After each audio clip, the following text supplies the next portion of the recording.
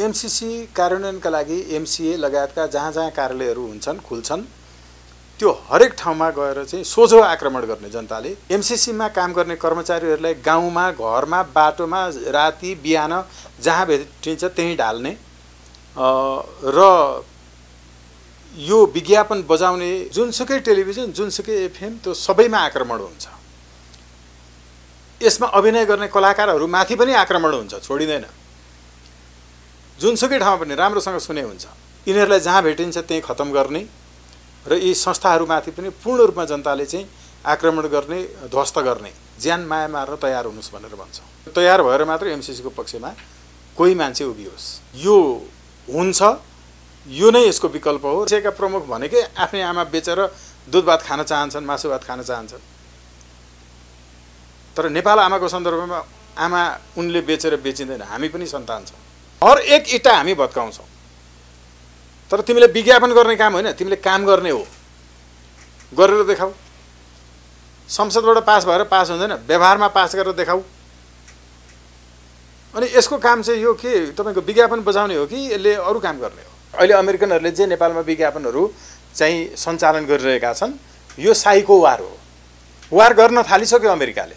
It's a war that is not in accordance with Swagat Nepal statement. You have to go through the तपाईँको चाहिँ dictionary of philosophy. राष्ट्रघात गर्नेहरूलाई त मृत्युदण्डको व्यवस्था हुनुपर्ने हो नि। राष्ट्र विदेशीहरूको पक्षमा जासुसी गर्ने आफ्नै दुईटा ज्वाइँलाई चाहिँ आफ्नै हातले गोली हानेर मारिदिएन नि तपाईँको सद्दाम हुसेनले। त्यस्तो शासक चाहिएको छ यो देशलाई। तर शासक बनेर आफै होटल खोलेर तपाईँको चाहिँ नाफा कमाउने, चिया कमान खोल्दै हिँड्ने होइन, विदेशी ब्याङ्कमा पैसा राख्ने, त्यस्तो वंशवादी पनि चाहिएको होइन। फेरि हुसेन जस्तो जनताको तहबाट उठेर आएको, साँच्चै देशलाई माया गर्ने, परिवार नातागोता कुलकुटुम्बलाई मात्रै होइन, खोपीभित्र लुकिरहने होइन। नागरिकलाई हामी अहिले भनेको यो प्रहार गर्ने जुन अबको कार्यक्रम छ, यिनीहरूलाई ध्वस्त गर्ने जुन कार्यक्रम छ, यो कार्यक्रममा सहभागिता जनाइदिनका लागि, हातेमालो गर्नका लागि र त्यो कसरी गर्न सकिन्छ भन्ने खास गरिकन देशभक्त युवाहरूलाई प्रशिक्षणमा सहभागी हुनका लागि हामीसँग सम्पर्क गर्न हामी आह्वान गर्छौँ। खास गरिकन युवा दस्तालाई चाहिँ अहिले जुनसुकै पार्टीमा हुनुहोस्, यो यसको कुनै मतलब छैन। अहिले पार्टी सार्टी सबै देश रहे मात्रै रहन्छ। त्यो भएको हुनाले एकताबद्ध भइदिन, प्रशिक्षणमा सहभागी भइदिन आग्रह गर्दछु। एमसीए भनेको र एमसीसी भनेको चाहिँ फरक हो भनेर केही पटमूर्खहरूले भनिरहेका छन् र यो खालको चाहिँ प्रोपोगन्डा मचाइरहेका छन्।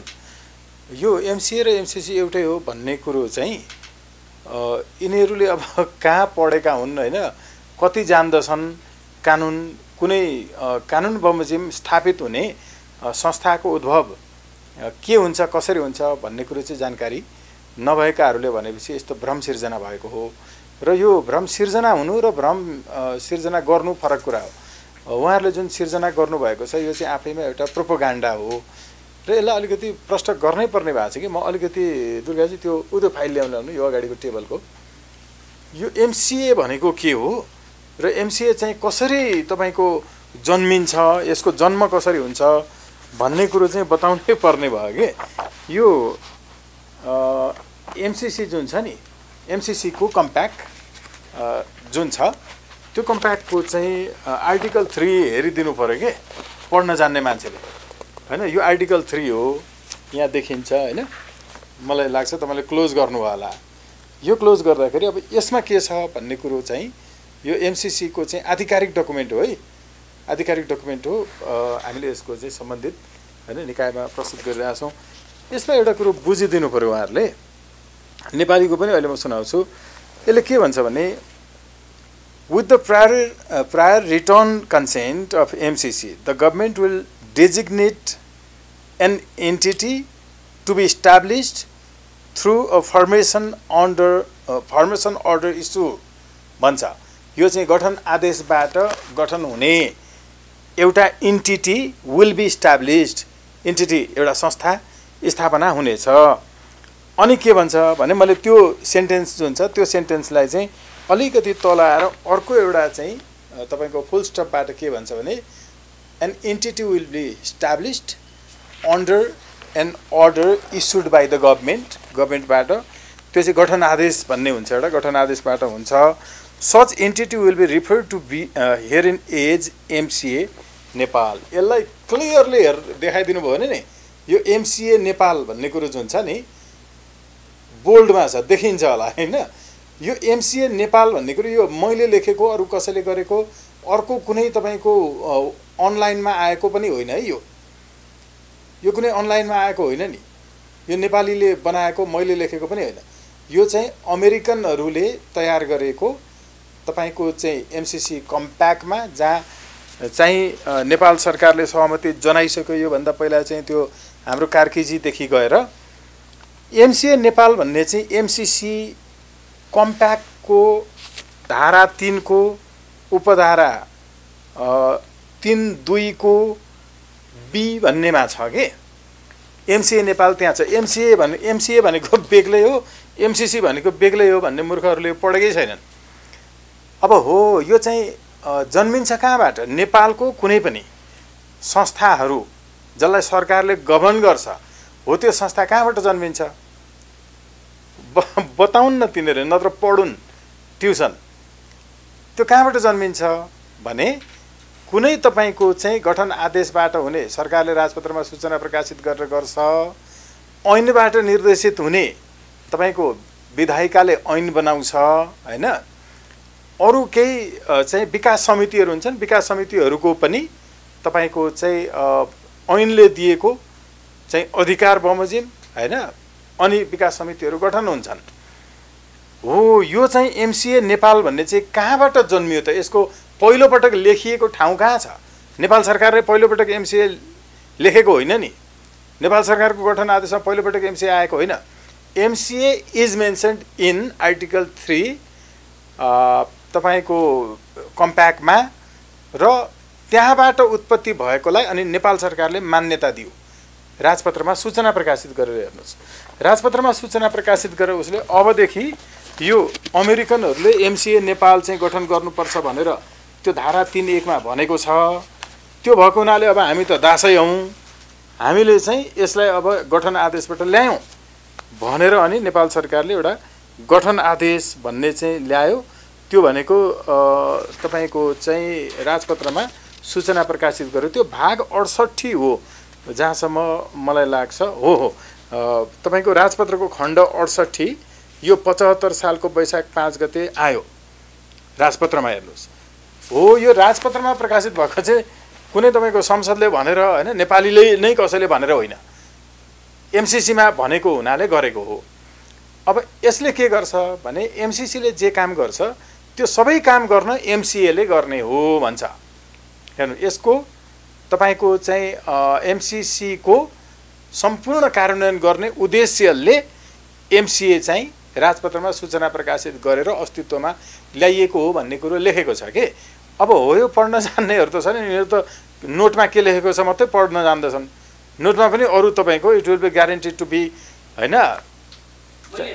ओके हजुरलाई यसमा के सोध्न चाहे भन्दाखेरि जसरी पछिल्लो समयमा एमसिएले मतलब एमसिसीले नेपालमा जसरी रणनीति अपनाउन थालेको छ, मिडिया र कलाकारले अहिले बढी फोकस गरेको देखिन्छ। यो एमसिए को अथवा एमसिसी को कस्तो रणनीति हुन सक्छ होला? यिनीहरू चाहिँ एउटा तपाईको अब साइकोलोजिकल प्रब्लममा छन् अमेरिकनहरू र अमेरिकाका समर्थकहरू। यो भन्दा अगाडि त नेताहरूले पनि स्वयं बोलेका थिए, केही व्यक्तिहरूले बुद्धिजीवीहरूले बोलेका थिए, तर अहिले मिडिया र कलाकारलाई फोकस गर्नुको मेन टार्गेट चाहिँ म यसैमा आउँदैछु। हाम्रो एउटा पुस्तक छ के तपाईको चाहिँ द आर्ट एन्ड प्रोपोगेन्डा भन्ने पुस्तक। यो चाहिँ तपाईको अघिल्लो 2017 को मेमा प्रकाशित भएको पुस्तक द आर्ट एन्ड प्रोपोगेन्डा। त्यसले एउटा कुरो के बताउँछ भने नि तपाईको यो प्रोपोगेन्डा चाहिँ आफैमा एउटा साइको वार हो। यसलाई साइको वार पनि भनिन्छ। अहिले अमेरिकनहरूले जे नेपालमा विज्ञापनहरू चाहिँ सञ्चालन गरिरहेका छन् यो साइको वार हो। वार गर्न थालिसक्यो अमेरिकाले। It's a war that is not in accordance with Swagat Nepal statement. You have to go through the तपाईँको चाहिँ डिक्सनरी अफ फिलोसफी बाई हाम्रो उहाँले लेख्नु भएको छ आइटी फ्रोलोभले।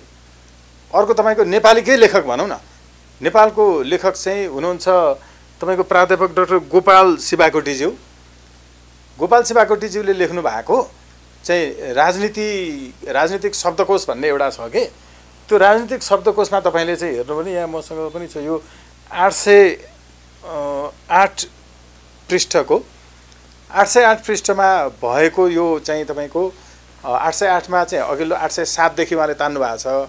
यस्तो प्रोपोगन्डा जुन तपाईँको चाहिँ एउटा ठुलो देशले सानो देशलाई हैन युद्धको बेलामा ठुलो समूहले सानो समूहलाई कहिलेकाहीँ सानाहरूले पनि गर्छन्। यो चाहिँ पहिला साइकोलोजिकल वार उनीहरूले जित्नलाई ट्राई गर्छन्, त्यसका लागि मिडियाको युज गर्छन्, त्यसका लागि केही भाते कलाकारहरूलाई प्रयोग गर्छन् जसको जीवनमा चाहिँ तपाईँको हैन अनुहार देखाउने, कपाल देखाउने, शरीर देखाउने बाहेक तिनको बुद्धिको कुनै काम छैन हो। यस्ता भाते कलाकारहरूलाई प्रयोग गरेर चाहिँ अनि जनतामा साइकोलोजिकल वारमा हामी जित्छौँ भनेर चाहिँ तयार गर्छन्। त्यस्ता टट्टु र भाट कलाकार नामका केही भातेहरूलाई प्रयोग गरेर चाहिँ गर्छन्, मोडेल नामकाहरूलाई। अहिले हो यस्तै प्रयोग गरिएको छ, जो राष्ट्रको लागि कहिले बोल्दैनन्, खान पाए भने जे पनि गर्छन्, जहाँ पनि जान्छन्, जहाँ पनि बसिदिन्छन् हैन, नागरिकतै त्याग्छन् हो। यस्ताहरूलाई प्रयोग गरेर अहिले चाहिँ गर्न थालेको छ। इट्स साइको वर्ल्ड एक नम्बर। यसबाट अमेरिका कस्तो बेनिफिट हुन सक्छ? होइन, अमेरिका त अब नेपालमा यी अमेरिकन एजेन्टहरू तपाईँले देखिरहनु भएको छ, सेलिब्रिटी केही आदि कलाकार आदि पत्रकार जस्तो देखिने हैन, नागरिकता एकचोटि त्यागिसकेका मान्छेहरूदेखि लिएर नेपालमा सांसदको रूपमा चाहिँ आएर बस्ने यिनै गगन थापाहरू लगायतका यी तपाईँको योगेश भट्टराईहरूदेखि लिएर हैन जति पनि छन्, यी सबै एजेन्टहरूलाई अब प्रयोग गरेर नेपाल उनीहरूले आफ्नो पोल्टामा पार्ने र नेपालमा चाहिँ अमेरिकन सेना चाहिँ नेपाल आमाको छातीमा परेड खेलाउने नै उसको चाहिँ अब फाइदाको पक्ष छन्। यो त सम्झिँदा पनि यस्तो नरमाइलो लाग्छ कि समाज फेरि सबै भेडाहरू तिनको पछि छन्।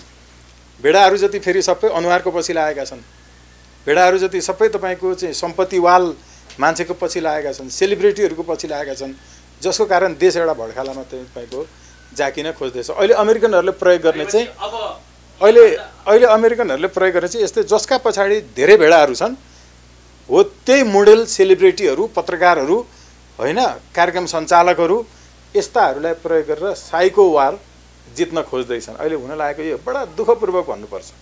के छ, मलाई फाइदा भनेर केही छ? कोही मान्छेलाई योभन्दा अगाडि नेताहरूलाई युज गर्यो, अहिले नेताबाट पार नलागेपछि कलाकारलाई मिडियाले युज गर्न खोज्नु भएको हो। The use of art in propaganda, अघि मैले भने नि होइन, त्यो बुकले भनेको त्यही हो। तर नेपालका कलाकार र नेपालका सञ्चारकर्मी केही मिडियाहरूले, जुन राष्ट्रिय नेसनल मिडिया भनिएका मिडियाहरूले आफ्नो राष्ट्रप्रति अलिकति गम्भीर भएर सोच्नुपर्छ कि पर्दैन, या पैसाकै भरमा जस्तो विज्ञापन पनि बजाउने भन्ने हुन्छ हो। अब हेर्नु है त, नाफा कमाउने उद्देश्यले सञ्चालित प्रालीमा दर्ता भएको कम्पनीले पैसा पाइन्छ भनेर जे पनि गर्न मिल्दैन। पैसा पाइन्छ भनेर आमालाई बेचेर भात खानेहरू यिनीहरू बेच्न खोजे भने पनि अर्का केही छोराहरू त हुन्छन् नि, एउटै छोरा मात्र त जन्माएको छैन। ती छोराहरूले चाहिँ आमा बेच्न खोज्नेलाई बेच्न दिने छैनन्, हामी दिँदैनौँ। अघि भनेको प्रालीको रूपमा चाहिँ हामीले स्थापना भएको हुनाले हामी जे पनि गर्न सक्छौँ भन्ने खालको उहाँहरूको चाहिँ स्टेटमेन्ट आयो। तर त्यसो हुँदाहुँदै पनि सञ्चार माध्यमको चाहिँ पेशागत प्रकृतिका कारणले भनेर हामीले जे चेतावनी लेखेर दिएका थियौँ, चेतावनी पत्र, त्यसैमा भएको भाषालाई नै प्रयोग गरेर चाहिँ अब लेखेर पछि चाहिँ बजाउँदैनौँ भन्ने पनि आयो कसैको हैन। तर समग्रतामा फेरि यति डर लागेछ कि त्यो तत्कालै हटाउनु भयो। यसले गर्दा के देखिँदैछ भने यस्ता तपाईँको केवल भात खान जन्मिएर पत्रकार भनेकाहरू, केवल अमेरिका जाने लालसा र एउटा भिजा पाइन्छ भनेर मात्रै जीवनभरि अमेरिकाको डरले मरिमरि बाँच्नेहरू हैन, यस्ता कपुतहरूलाई के भन्न सकिन्छ। तर यो सफल हुने छैन, किनकि वीर नेपालीको अगाडि यी नेपाल आमालाई नै बलात्कार गर्न, विदेशीलाई बोलाउने र पैसा आफ्नो गोजीमा हाल्ने यी कलाकारहरू यी पत्रकार नामका तपाईँको चाहिँ नेपाली अनुहारका विदेशी दलालहरू यिनीहरूको यो चाहिँ तपाईँको अब कुत्सित योजना सफल हुँदैन। यसो गर्न पाउनु चाहिँ सेयरमा लगानी गर्नुभन्दा पनि फाइदाजनक छ भन्ने विज्ञापन आएको थियो होइन उहाँहरूको। नेपाली आमा चेली बेटीहरूलाई बलात्कार गर्दाखेरि विदेशीलाई छुट दिने सम्झौता चाहिँ सेयरमा लगानी गर्नुभन्दा पनि बढी लगानी छ। या त बिना लगानीको तपाईँको चाहिँ चेलीबेटी बेचेर पैसा कमाउने, चेलीबेटी बेचेर पैसा कमाउन लगानी पर्दैन नि, चोर बुद्धि मात्रै भए पुग्छ। हो यस्ता चेलीबेटी आमा बेचेर पैसा कमाउनेहरूलाई बिना लगानीको सेयरभन्दा पनि कोनी के भनेर भनेको त त्यो हो नि त। सेयरमा त लगानी पर्छ, बिना लगानी नेपाल आमा बेच्नलाई लगानी चाहिँदैन नि त, बेचिदिए पुग्छ। चेलीबेटीलाई बलात्कार गर्न दिएर गोजीमा पैसा हालेर अनि तपाईँको गर रक्सी र मासु खानेवालाहरूलाई लगानी पर्दैन। त्यस कारण सेयरभन्दा पनि राम्रो यो छ भन्ने उहाँहरूको विज्ञापन छ। हामीले भनिरहेछौँ विज्ञापनमा, यो हामीले 2 साता जति भयो होइन विभिन्न एफएमहरूमा बुझिरहेका छन्। जहाँ जहाँ एमसिसीले तपाईँको चाहिँ अधिग्रहण गरेको जमिनहरू छ त्यहाँ हाम्रो अहिले क्याम्पहरू खडा भएर त्यहाँ निर्माण संरचना ध्वस्त गर्नका लागि हामीले अहिले प्रशिक्षण दिइरहेका छौँ। त्यो सबै थोक प्रशिक्षण, ढुङ्गा हान्ने प्रशिक्षण हुन्छ डाँडाबाट, घरमा भएका चाहिँ तपाईँको खुँडा खुकुरी हतियारले मान्छे जो एमसिसीको पक्षमा उभिन आउलान् तिनलाई हान्ने प्रशिक्षण हुन्छ। त्यहाँ ढोल बजाउने होइन मुजुरा बजाउने लगायतका प्रशिक्षण हुन्छ। त्यहाँ आत्मरक्षाको प्रशिक्षण हुन्छ। हामीले यी प्रशिक्षणहरूमा सहभागी हुन आउनका लागि चाहिँ गऱ्यौँ। अहिले हरेक ठाउँहरूमा 501 जनाको त हाम्रो चाहिँ ट्रेनिङ चलिरहेको छ। मैले यो भनेको के भने हामीले गरेको चाहिँ इतिहासमा पहिलोपटक नेपालको संविधानले नागरिकको हक मात्रै खोजेर हुँदैन, मौलिक हक मात्रै होइन, नागरिकको कर्तव्य पनि पुरा गर्नुपर्छ भनेर लेखिएको छ। यो इतिहासमै पहिलोपटक हामीले त्यस्तो लेख्यौँ संविधानमा। नेपाल संसारको सबभन्दा पहिलो संविधान लेखिएको ठाउँ हो। कति मान्छे अचम्मित होलान्। संविधान विधान भनिएको के हो भने दण्ड विधान भन्छ नि, गलत गर्नेलाई दण्ड दिने, राम्रो गर्नेलाई पुरस्कृत गर्ने हो। त्यस्तो दस्तावेज लेखिएको चाहिँ संसारकै पहिलो मनुस्मृति भएको भूमि यो हो। हाम्रो जुम्लामा चाहिँ तपाईँको लेखिएको हो। त्यसमा केही गलत पक्षहरू होइन अहिलेको दृष्टिकोणले छन्, त्यसलाई तपाईँको पुरै डिलिट गर्नुपर्छ। तर त्यो एउटा गलत भए पनि सत्य थियो, गलत सत्य नै सही। त्यो गलत सत्य थियो कि इतिहासको पहिलो संविधान लेखिएको भूमिमा हामी इतिहासको पृथ्वीको कान्छो संविधानको अभ्यास गर्दैछौँ। यो संविधानमा पहिलोपटक हामीले लेख्यौँ कि नागरिकले कर्तव्य पुरा गर्नुपर्छ। हामीले हो त्यो कर्तव्य पुरा गरिरहेका छौँ। यो अपराध होइन। तर उनीहरूले साइको वार क्रिएट गरे होइन। उनीहरूले तपाईँको चाहिँ नेपाल आमालाई बेचेर खानुपर्छ, लगानी पनि पर्दैन, सेयरमा भन्दा राम्रो हो भन्ने विज्ञापन बजाउँछन्। अब नेपालका यी तपाईँको चाहिँ विदेशी एजेन्टहरू सञ्चार माध्यमको रूपमा नेपालमा विदेशी हस्तक्षेपको पहिलो प्रवेश बिन्दु नै सञ्चार माध्यम हो। सबै पत्रकार भन्दिनँ। नेपाल मात्रै संसारको एउटा यस्तो देश हो जुन देशले अर्कै देशको स्वाधीनता दिवसको दिन, स्वतन्त्रता दिवसको दिन विज्ञापन छाप्छ, फुल पेज। अहिले अनलाइनहरूमा पनि छापिन्छ, हेर्नु। त्यसको पैसा खान्छन्। त्यसको परराष्ट्र मन्त्रालयबाट अनुमति पनि लिँदैनन् र परराष्ट्र मन्त्रालयले जानकारी पनि हुँदैन। तपाईँको अर्को देशको चाहिँ राजदूत मुस्ताङमा गएर चाहिँ एम्बुलेन्स बाँड्छ, सप्तरी झापामा गएर चाहिँ तपाईँको विद्यालय उद्घाटन गर्छ। त्यसको पछि लागेर पत्रकारहरू समाचार बनाउँछन्। संसारको कुनै पनि देशमा अर्को देशको राजदूत दूतावास भएको सहरको चौकिल्ला बाहिर जाँदाखेरि उसले अनुमति पत्र लिएर जानुपर्छ त्यो देशको। हाम्रो देशका अरू देशबाट आउने राजदूत नेपाल सरकारको अनुमति नलिकन जान्छन्। पत्रकारहरू सोध्दैनन् कि तिमीले अनुमति लिएर आयौ। कारण के हो सबै विदेशी भाटहरू एउटा। दोस्रो चाहिँ पत्रकारलाई प्रशिक्षण छैन। जस्तो म पो हो, कानुन पनि पढेँ, पत्रकारिता पनि पढेँ, त्यसमा पनि मिडिया लको लगभग पहिलो मध्येको ब्याच हो म होइन। आजभन्दा तपाईँको 25 वर्ष जति अगाडि मिडिया लको इन्टरनेसनल प्र्याक्टिस के छ थाहा छैन, ट्रेनिङहरू लिँदैनन् अनि अरूलाई मात्रै सिकाउँछन् पत्रकारहरू, आफू चाहिँ सिक्न खोज्दैनन्। यो भएको हुनाले मैले पत्रकारिता क्लास लिँदा म जहिल्यै भन्थेँ कि मेरो विद्यार्थीहरूलाई होइन, अहिले त अब कतिपय सम्पादकको लेभलमा हुनुहुन्छ धेरै, मैले पत्रकारिता पढाएकाहरू, मिडिया ल पढाएकाहरू, यो चाहिँ तपाईँको अब अति हुन्छ होइन। भन्दा नि एउटा पत्रकारले सोध्नु पर्दैन कि त्यहाँ मुस्ताङमा पुगेको, अर्को त्यहाँ जिल्लामा गएर एम्बुलेन्स बाँडिरहेको, विद्यालय उद्घाटन गरिरहेको राजदूतलाई तपाईँ हाम्रो देशको परराष्ट्र मन्त्रालयको अनुमति लिएर आउनुभयो छ कि छैन भनेर सोध्न मिल्छ कि। हाम्रो मैले यहाँ डाक्टर भेगबहादुर थापासँग कुरा गरेका थिएँ। उहाँ राजदूत भएर अरू देश जाँदाखेरि होइन एकदम बडा आदर्श पात्र हुनुहुन्छ। मैले सो मेनी टाइम्स कुरा गरेको छु उहाँसँग। उहाँ एकचोटि त मसँग उहाँ लगभग रुनु नै भएको थियो। सगत बाबु म अरू देशमा जाँदाखेरि त होइन त्यहाँबाट चौकिल्ला बाहिर जाँदा मसँग चाहिँ अनुमति माग्थे। नेपालको स्थिति हेर्दा मलाई कस्तो रुन मन लाग्थ्यो भनेर भन्नुभएको थियो कि उहाँले होइन। यस्तो स्थिति छ अब नेपालमा तपाईँको चाहिँ सोझो सोझो पैसा लिएर छाप्छन् विज्ञापन छाप्छ। तपाईँको चाहिँ द न्युयोर्क टाइम्सले पनि छाप्छ, तपाईँको चाहिँ सनले छाप्छ, द मिरर डेलीले छाप्छ। तर उनीहरूले के छाप्छन् भने अर्को देशसँग आफ्नो देशको दौत्य सम्बन्ध स्थापना भएको दिन हेर्नु, दुई देश बीचको कूटनीतिक सम्बन्ध स्थापना भएको दिनको खुसीमा चाहिँ छाप्छन्। तर अर्कै देशको स्वाधीनता दिवसको दिन, स्वतन्त्रता दिवसको दिन नेपालमा छाप्छन्। त्यो भनेको हामी विदेशीको प्रान्त हो है भनेर नेपालका पत्रकारहरू बुझाइरहेका छन्। अब यस्तो अवस्थामा हामीले यसलाई चिर्नु छ। तपाईँ र म जस्ता मान्छे त मरेका छैनौँ नि अहिलेसम्म। मैले यसमा के जोड्न चाहेँ भन्दाखेरि जसरी यस्ता विज्ञापन राष्ट्रविरोधी विज्ञापन बजाउने केही मिडियाहरूले जसरी कानुनको आधारमा टेकेर हामीले बजाएको जसरी होइन कानुनको आधारमा होइन, नेपाल सरकारले राष्ट्रघाती विज्ञापन बजाउने मिडियालाई कारबाही गर्नुपर्छ होइन। त्यो बेबुझाइ हो, नपढेको हो, नजानेको हो। कहाँ कसैले भनिदिने बित्तिकै त्यो हुन्छ। नेपाल कानुन बमोजिम एमसिसीको विज्ञापन बजाउनै पाइँदैन। यो देशघाती छ कि तपाईँको चाहिँ छैन भन्ने कुरो संसदले निर्णय गर्नै बाँकी छ। अनि संसदभन्दा अगाडि बढेर एउटाले तपाईँको विज्ञापन बजाइदिने कानुन बमोजिम हुन्छ। त्यो कानुन बमोजिम भनेको तपाईँको चाहिँ यो के अरे पुरै त्यति धेरै स्वच्छन्दता छैन सञ्चार माध्यमले। अघि भनिहालेँ नि, विदेशी एजेन्ट र विदेशी हस्तक्षेपको पहिलो प्रवेश बिन्दु नै सञ्चार माध्यम हो, पत्रकार सबै होइनन्। फेरि दोहोऱ्याउँछु, हेर्नु, स्वतन्त्रताका लागि जनजीविकाका लागि मुलुकको हित रक्षार्थ पत्रकारिता गर्नेहरूको धेरै ठुलो चाहिँ जमात छ। नभए यी केही एजेन्टहरूले चाहिँ खाइसक्थे देश, विदेशीलाई बेचिसक्थे। त्यो भएको हुनाले त्यो कानुन बमोजिम थिएन। विज्ञापन जुन छ नि कानुन बमोजिम होइन। त्यो कानुन झुट बोल्नुभयो त्यो।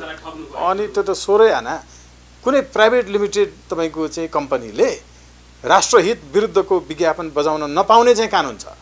हाम्रो संविधानको तपाईँको यहाँ अगाडिपट्टि छ। एकचोटि ल्याउनु म प्लिज चाहिँ देखाउँछु।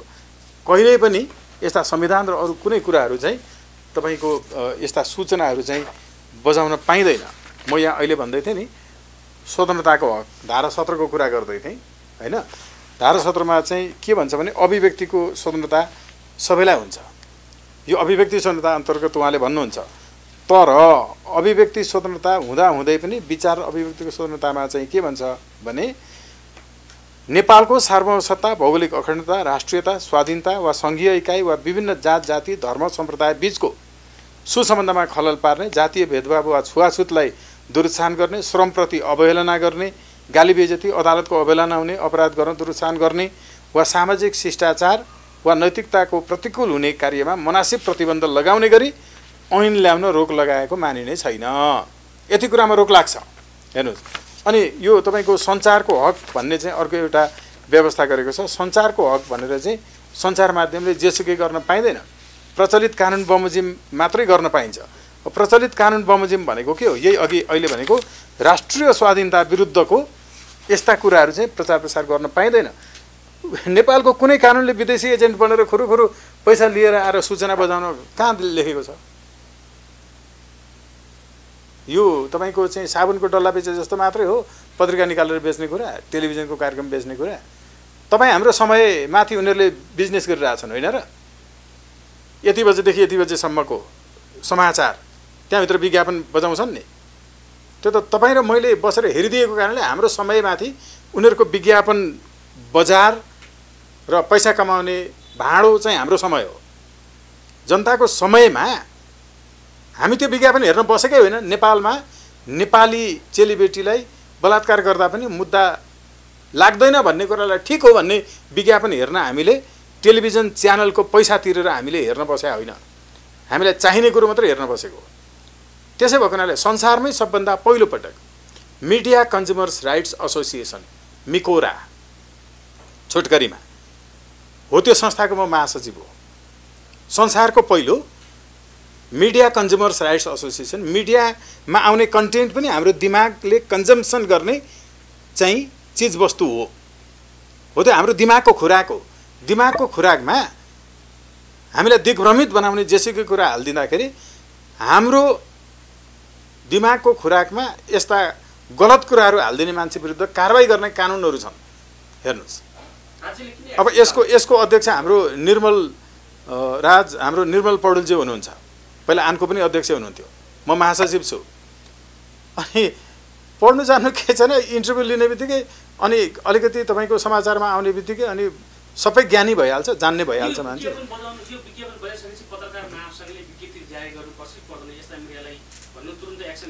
महासङ्घ आफै त एजेन्ट छ, अमेरिकन एजेन्ट, अनि उसले कहाँ गर्छ? बोल्नु पर्दैन यस्तो विषयमा। स्वाधीनताको विषय छ, सार्वभौमिकताको विषय छ, जनताको भोलि सम्पूर्ण सुरक्षाको पनि कुरा छ। नेपालमा बलात्कार गर्दा पनि मुद्दा नलाग्ने विषय लेखिएको छ। देखि पढ्न जान्दैनन् के हो यिनीहरू? भनेको त बुझ्छन् होला। अहिले त नपढ्ने मान्छेका लागि पनि श्रव्य दृश्य सञ्चार माध्यम छ नि, नपढे पनि हुन्छ भनेको त बुझिन्छ होला नि नेपाली भाषा। त्यो यो विज्ञापन बजाउने मिडियाले त्यो सूचना प्रकाशित गरिसकेपछि, नबजाउने सूचना प्रकाशित गरिसकेपछि त्यो प्रकाशित गरेको 1-1.5 घण्टापछि डिलिट गर्न के आवश्यकता पर्यो? उहाँले किन डिलिट गर्नुभयो? मलाई लाग्छ अलिकति लाज भयो कि, किनभने हामीले त्यो जुन चेतावनी पत्र बुझाएका थियौँ त्यसमा जे भाषा थियो ठ्याङ्ग्रेङ्गे त्यही भाषा चाहिँ उहाँहरूले प्रयोग गर्नुभएको थियो। अनि पछि हामीले चाहिँ राम्रो गर्नुभयो, एकदम बधाई छ होइन, धन्यवाद पनि छ। तर अब एडभर्टोरियलहरू पनि नबजाउनु होला भनेर हामीले भन्यौँ।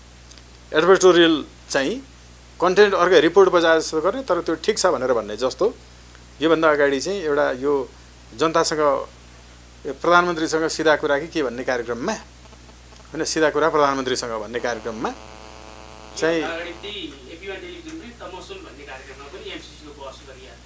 हो, त्यसमा पनि अब त्यहाँ सबै घुमाइ फिराइकन होइन, यो बलात्कार गर्दा पनि नेपालमा मुद्दा नलाग्ने कुरा भन्ने मान्छे कोही पनि थिएन।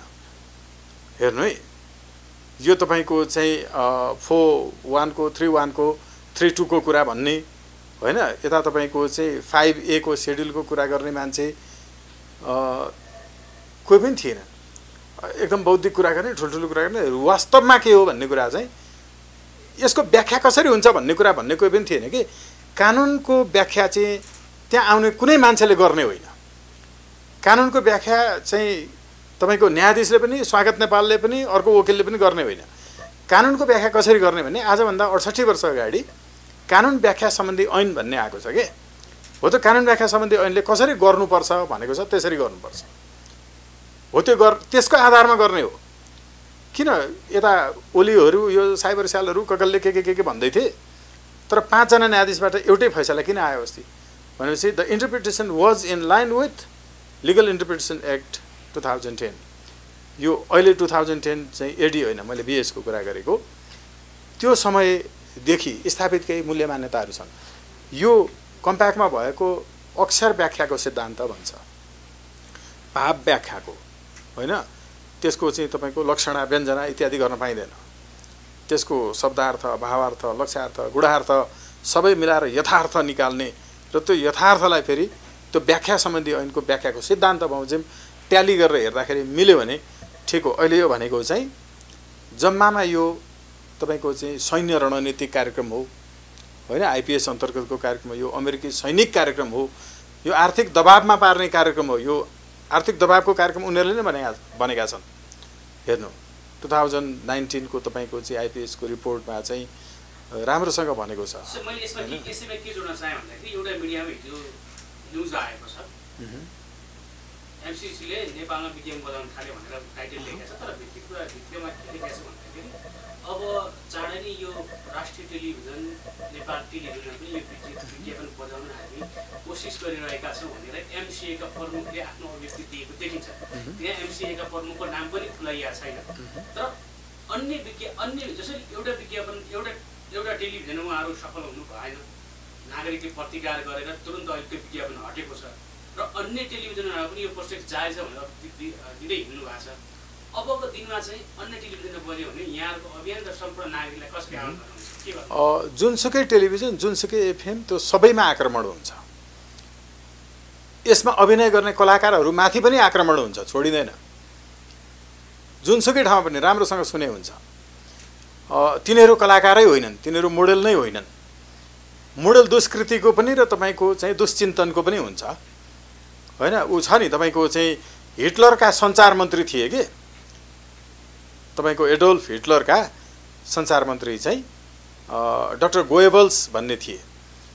उनले के भन्थे भने तपाईँको चाहिँ रिपिटेडली हजारौँ पटक एउटै गलतलाई पनि सत्य भनेको भनै गयो भने त्यो सत्यमा स्थापित हुन्छ भनेर भन्थे। अहिले त्यो गर्न खोजिँदैछ। त्यो भएको हुनाले कुनै पनि सञ्चार माध्यममा एमसिसीको पक्षमा विज्ञापन गर्ने हो भने यो गर्ने हो भने त काम गर्नु पर्यो नि त। निर्माण गर न। फेरि अघि भने हर एक इँटा हामी भत्काउँछौँ, तर तिमीले विज्ञापन गर्ने काम होइन, तिमीले काम गर्ने हो, गरेर देखाऊ। संसदबाट पास भएर पास हुँदैन, व्यवहारमा पास गरेर देखाऊ। अनि यसको काम चाहिँ यो के तपाईँको विज्ञापन बजाउने हो कि यसले अरू काम गर्ने हो? विज्ञापन बजाउनु किन पर्यो? के प्रश्न पारेछ भन्दाखेरि एमसिसीको गलत प्रचार गरेर जनताको दिमाग भुटियो, यो सही प्रचार गर्दैछ भनेर विज्ञापनै भनिन्छ। हामीसँग छलफल गर्नु पर्यो नि। बलात्कार गर्दा पनि मुद्दा लाग्दैन भन्ने कुरो लेखेको कुरामा त्यो दुष्प्रचार हुन्छ। कसले खण्डन गर्न सकेका छ अहिलेसम्म? हामीले जे भनिआएका छौँ नि, यो अहिलेसम्म खण्डन गर्न कसले सकेको छ? होइन र? दुष्प्रचार हो कि होइन? त्यो जो देखिएको छ। एमसीका प्रमुख फेरि बोली अभिव्यक्ति हो। एमसीका प्रमुख भनेकै आफ्नै आमा बेचेर दुध भात खान चाहन्छन्, मासु भात खान चाहन्छन्। तर नेपाल आमाको सन्दर्भमा आमा उनले बेचेर बेचिँदैन, हामी पनि सन्तान छौँ। एमसीको प्रमुख त नेपालीकै व्यक्ति हुन्, नेपालीकै नागरिक हुन्। नेपाली नागरिकले यस्तो अभिव्यक्ति दिन कतिको जायज हुन्छ? हो, यस्तालाई झुन्ड्याउनु पर्ने हो नि त।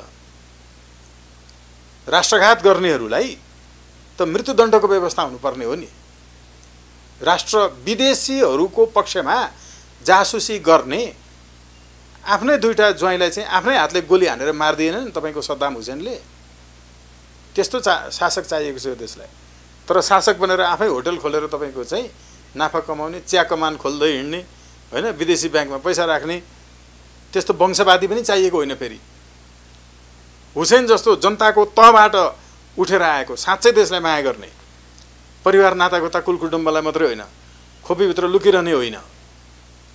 हामीलाई त त्यस्तो सद्दाम हुसेनले जस्तो अमेरिकाको पक्षमा जासुसी गर्दा एमसीएको प्रमुखले जुन नेपाली नागरिक हुनु, उहाँ आफ्नै नेपाली नागरिक दाजुभाइ दिदीबहिनीमाथि छातीमाथि लात हान्न मिल्छ, बलात्कार गर्ने योजना बनाउन मिल्छ? होइन, तपाईँले शब्द सही भन्दै, तपाईँले शब्द सही भन्दै हुनुहुन्थ्यो। नेपाल आमाको अस्मितामाथिको बलात्कारी नै हो उहाँ, होइन? प्रमाणित रूपमा देखियो त। जसको जीवनको उद्देश्य केवल अहिलेभन्दा अलिक ठुलो घर बनाउने छ, 2-4वटा सहरमा घर बनाउने छ होइन, अझ ठुलो गाडी चढ्ने छ, अमेरिकाको भिजा मात्रै पाउने जसको जीवनको उद्देश्य छ। तपाईँले गाउँघरमा देख्नुहुन्न एउटा गाँजा भाङ खाने होइन देखि लिएर अर्को कुलतमा फँसेको छोराले आमालाई नै मारेको। अस्ति देख्नु भएन? छोरीले आमालाई चाहिँ तपाईँको उसमा बन्दी बनाएर राखेको, एकजना ब्याङ्ककै कर्मचारी। अनि अपराधको त लेभल आफ्नो आफ्नो हुन्छ नि त। यो त अपराधकै अर्को लेभल हो, तपाईँको दुष्कृतिनो होइन। जुन नेपालका एमसीएका प्रमुख छन्, हिजो आएको न्युजमा प्रमुखको सूचना भनौँ या नाम ठेगाना नामै पनि खुलाइएको छैन। मिडियाले नखुलाउनुको कारण के हुन सक्छ जस्तो लाग्छ? होइन, यो नचाउनुको कारण के हुन सक्छ? होइन, यो त नाम त सबैलाई थाहा छ नि, तिनै विष्टजीले भने होला होइन। अनि अब यतिसम्म भए पनि जोगाइदिउँ भनेर होला, अथवा मेरो नाम चाहिँ नभनिदिनुहोस् है भनेको थियो होला। अब यो चाहिँ पत्रकारितामा नाम उल्लेख नगरिदिनुहोस् भनेपछि नगर्नु चाहिँ स्वाभाविकै हो होइन। तर यत्रो गरिरहने व्यक्तिले, यत्रो कुरा गरिरहने व्यक्तिले नाम चाहिँ नखुलाइदिनु होला भन्ने मिल्छ र? होइन, अब हामीले आक्रमण गर्न सक्छौँ भनेर होला होइन, तर हामीले थाहा नहुने त कुरा छैन। जनताले आक्रमण गर्न सक्छौँ भनेर होला। विज्ञापन बनाउने मान्छेको, विज्ञापन कन्सेप्ट बनाउने मान्छे चाहिँ नाम खुलाउनु मिल्ने होइन, उहाँलाई त्यो होइन। यो यसमा जो मुन नायकी हो, जो मेन मान्छे हो, तर त्यसको चाहिँ नखुलाउनु भन्ने मिल्छ? होइन, यसमा के कन्सेप्ट छ र? नेपाल आमालाई बेचेर हामीलाई चाहिँ मासु भात खान मन लागेको छ भनेर भन्ने पनि कन्सेप्ट चाहिन्छ र? यस्तो पनि कलाकार, यस्तो पनि तपाईको कन्सेप्ट डिजाइनर हुन्छ र थु भन्नु पर्दैन यसलाई? पर्दैन र? यो पनि कन्सेप्ट चाहिन्छ। आमा मारेर, बाबु मारेर, छोरीचेलीलाई बेचेर अनि पैसा असुल्छु भन्ने कुरामा अनि चाहिन्छ र कन्सेप्ट। त्यसो भएको हुनाले हामीले चाहिँ एकदम गम्भीरतापूर्वक सचेत गराएका छौँ। मर्नु त पर्छ नै एक दिन, यसैका लागि मर्न पाइयो भने पनि जीवनले चाहिँ वास्तवमा अर्थ प्राप्त गर्नेछ हैन? यो काल पर्खेर बसिरहने मात्रै जीवन हुँदैन। सबैलाई म आह्वान गर्न चाहन्छु, आग्रह गर्न चाहन्छु, एमसीसी का समर्थक जहाँ जहाँ छन् तिनलाई मार्यो भने पनि पाप लाग्दैन। किनभने भगवान श्री कृष्णले हिजो मात्रै हामीले कृष्ण जन्माष्टमी मनायौं, अन्यायका विरुद्ध आफ्नो मातृभूमिको लागि तिमीसँग भएका सबै प्रकारका हतियारहरू उठाऊ, प्रहार गर, त्यो नै तिम्रो जन्मको अर्थ हो भनेर भन्नुभएको छ। म चाहिँ विनम्रतापूर्वक भर्खरै मनाएको कृष्ण जन्माष्टमीको सन्देश यो समाजको अन्त्यतिर पनि छ। ओके, जसरी विज्ञापन बजाइया छ नेपालका राष्ट्रिय मिडिया भनिनेहरूमा र यसमा नेपालको पत्रकार महासंघ, नेपालको राज्य सरकार, नेपालको कानुन कुनैले पनि एक्सन नचालेको देखिन्छ। हो, जसरी एमसीसी पास गर्न सरकार आफै लागेको छ, अब विकल्प के हुन सक्छ? अब जनता जब अब नेपालमा एमसीसी लागू हुनबाट कसरी बच्न सकिन्छ? अब अन्तिम विकल्प के हुन सक्छ? एमसीसी कार्यान्वयनका लागि एमसीए लगायतका जहाँ जहाँ कार्यालयहरू हुन्छन्, खुल्छन्, त्यो हरेक ठाउँमा गएर चाहिँ सोझो आक्रमण गर्ने जनताले एमसीसीमा काम गर्ने कर्मचारीहरूलाई गाउँमा, घरमा, बाटोमा, राति बिहान जहाँ भेटिन्छ त्यहीँ ढाल्ने र यो विज्ञापन बजाउने पत्रकार त्यसको व्यवस्थापनको कुरा मैले गरेको, संस्थाहरू उत्पादन गर्ने, यसमा अभिनय गर्ने, यिनीहरूलाई जहाँ भेटिन्छ त्यही खत्म गर्ने र यी संस्थाहरूमाथि पनि पूर्ण रूपमा जनताले चाहिँ आक्रमण गर्ने, ध्वस्त गर्ने, यो हुन्छ। यो नै यसको विकल्प हो र यो असफल हुन्छ। नागरिकलाई चाहिँ के आह्वान गर्न चाहनुहुन्छ? नागरिकलाई हामी अहिलेको कन्डिसन हेर्दाखेरि साथ दिएको छैन, तर नागरिकलाई चाहिँ के आह्वान गर्नुहुन्छ? नागरिकलाई हामी अहिले भनेको यो प्रहार गर्ने जुन अबको कार्यक्रम छ, यिनीहरूलाई ध्वस्त गर्ने जुन कार्यक्रम छ, यो कार्यक्रममा सहभागिता जनाइदिनका लागि, हातेमालो गर्नका लागि र त्यो कसरी गर्न सकिन्छ भन्ने खास गरिकन देशभक्त युवाहरूलाई प्रशिक्षणमा सहभागी हुनका लागि हामीसँग सम्पर्क गर्न हामी आह्वान गर्छौं। थोरै रूपमा हामीले हाम्रो गोजीको पैसा अलिअलि चाहिँ साथीभाइको उठाएर सानो खालको विज्ञापनहरू बनाएर हैन, सामाजिक सञ्जाल र चाहिँ एफएमहरूले पनि हामीलाई राम्रो सहयोग गर्नु भएको छ।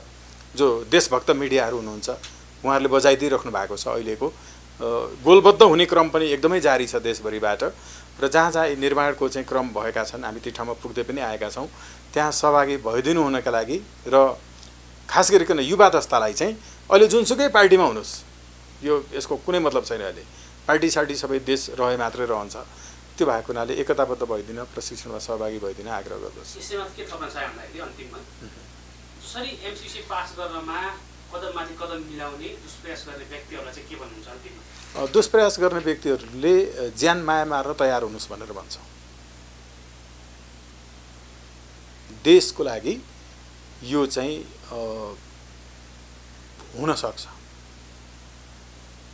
त्यो तयार भएर मात्र एमसीसीको पक्षमा कोही मान्छे उभियोस्।